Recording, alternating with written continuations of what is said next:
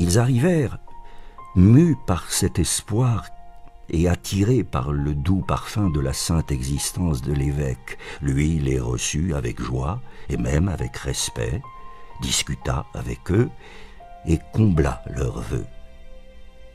Sur ses conseils, avec son aide et en sa compagnie, ils allèrent au désert de Chartreuse et y bâtirent un monastère.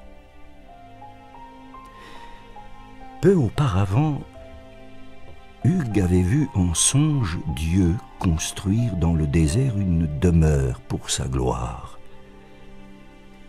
Il avait également vu 7 étoiles qui lui en montraient le chemin. Or, ils étaient 7. C'est pourquoi il embrassa volontiers leur projet. Jusqu'à sa mort, il aida de ses conseils et de ses bienfaits les occupants de la Chartreuse. Avant, il est vrai, il brûlait tout entier des feux de l'amour de Dieu, mais grâce aux exemples de ces hommes et à leur connaissance familière, il s'embrasa pour les exercices de cette manière de vivre toute céleste, comme si, autour d'un flambeau qui brûle, on dispose beaucoup d'autres flambeaux allumés.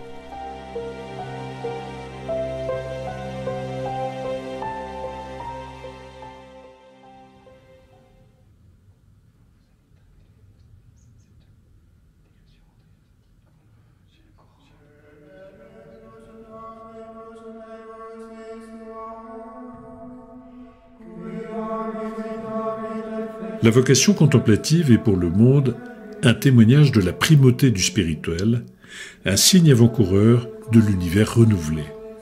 Mettant en valeur de façon spéciale la vie de prière de l'Église, elle exprime le fort désir d'entrer en communion de vie avec Dieu, abandonnant tout le reste pour se laisser saisir par son amour infini, pour vivre seulement de cet amour. Saint Bruno le savait bien, lui qui écrivait à son ami Raoul sur son expérience contemplative.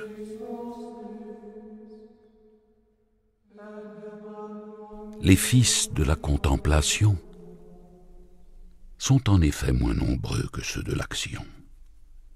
C'est elle, la meilleure part choisie par Marie et qui ne lui sera pas enlevée. C'est elle, la belle Sunamite, la seule vierge retenue en tout Israël pour serrer sur son sein le vieux David et le réchauffer. Comme je voudrais, frère très cher, que tu l'aimes par-dessus tout, afin que réchauffé entre ses bras, tu brûles d'amour divin. Que cette charité vienne à s'établir dans ton cœur et bientôt la gloire du monde te paraîtra misérable. Qui ne voit combien il est beau, utile et doux de demeurer à l'école de celui qui a dit « Si quelqu'un ne renonce pas à tout ce qu'il possède, il ne peut être mon disciple », de se mettre sous la conduite de l'Esprit Saint pour y apprendre la divine philosophie qui seule peut donner la vraie béatitude.